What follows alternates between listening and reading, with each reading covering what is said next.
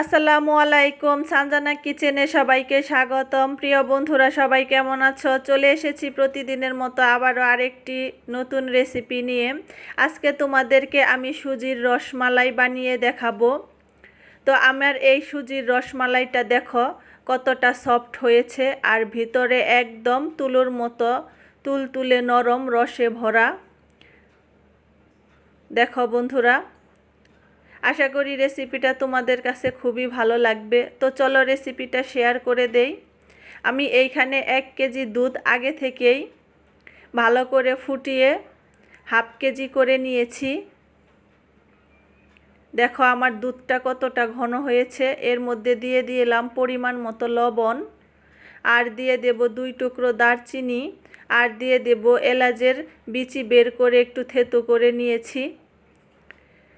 এখন এই দিকে আমি কড়াইটা চুলায় বসিয়ে দিয়েছি, ক্যারামেল বানিয়ে নেব। এর জন্য দিয়ে দিয়েছি 1 কাপ চিনি, আর দিয়ে দিয়েছি হাফ কাপেরও কম পানি দিয়ে এটাকে এই রকম ক্যারামেল বানিয়ে নেব। তো আমার ক্যারামেলটা বানানো হয়ে গেছে। এখন আমি দুধের মধ্যে দিয়ে দেব ক্যারামেলটা। দুধের মধ্যে ক্যারামেলটা দেওয়ার সময় কিন্তু ক্যারামেলটা জমে যাবে, এটা আবার গরম করলেই ঠিক হয়ে যাবে। তো দেখো বন্ধুরা, আমার রসমালাইয়ের ইয়াটা রেডি হয়ে গেছে। এখন এটাকে আমি ঢাকা দিয়ে রাখবো। আর এই দিকে কড়াইটা বসিয়ে দিয়েছি, চুলায় দিয়ে দিয়েছি অল্প একটু সাদা তেল দিয়ে এর মধ্যে দিয়ে দেব 2 কাপ সুজি দিয়ে সুজিটাকে একটু লাল লাল করে ভেজে নেব। তো আমার ভিডিওটা যদি তোমাদের ভালো লেগে থাকে প্লিজ লাইক, কমেন্ট, শেয়ার করে দিও। আর আমার চ্যানেলে যারা নতুন বন্ধু আছো তারা আমার চ্যানেলটি সাবস্ক্রাইব করে আমার পাশে থেকে যেও। আর ভিডিওটা শুরু থেকে শেষ পর্যন্ত দেখে আমাকে ফুল ওয়াচ দিয়ে দিও প্লিজ বন্ধুরা। আর ভালো লাগলে অবশ্যই একটা লাইক দিয়ে দিও, আর বেল বাটনটি অন করে দিও পরবর্তী ভিডিওর নোটিফিকেশন পেতে। তো এখন এর মধ্যে দিয়ে দেব অল্প পরিমাণ লবণ, আর দিয়ে দেব পরিমাণ মতো চিনি। তোমরা যে যেরকম মিষ্টি খাও সেই অনুযায়ী দিয়ে দিও। দিয়ে অল্প অল্প পানি দিয়ে এটাকে আমি সেদ্ধ করে নেব, একদম পানিটা শুকিয়ে ফেলবো। তো আমি পানিটা শুকিয়ে এটা নামিয়ে ফেলেছি। নামিয়ে 5 মিনিটের মতো রেখে দিয়েছি ঠান্ডা হওয়ার জন্য। এর মধ্যে দিয়ে দিলাম আমি গুঁড়ো দুধ, আর দিয়ে দিয়েছি বেকিং পাউডার। দিয়ে ভালো করে হাত দিয়ে এটাকে মেখে নিয়েছি।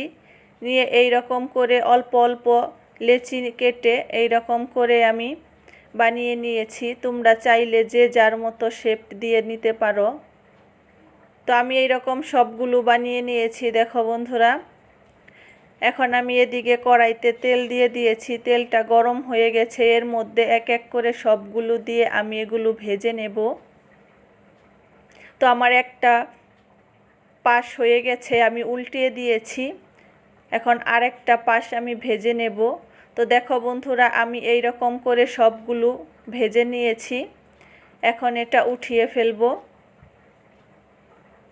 এই ক্ষেত্রে চুলাটা একটু মাঝারি আঁচে এইগুলা ভেজে নিতে হবে। বাড়িয়ে দিলে উপর দিয়ে লাল হয়ে পুড়ে যাবে, ভেতরে কিন্তু কাঁচা থেকে যাবে।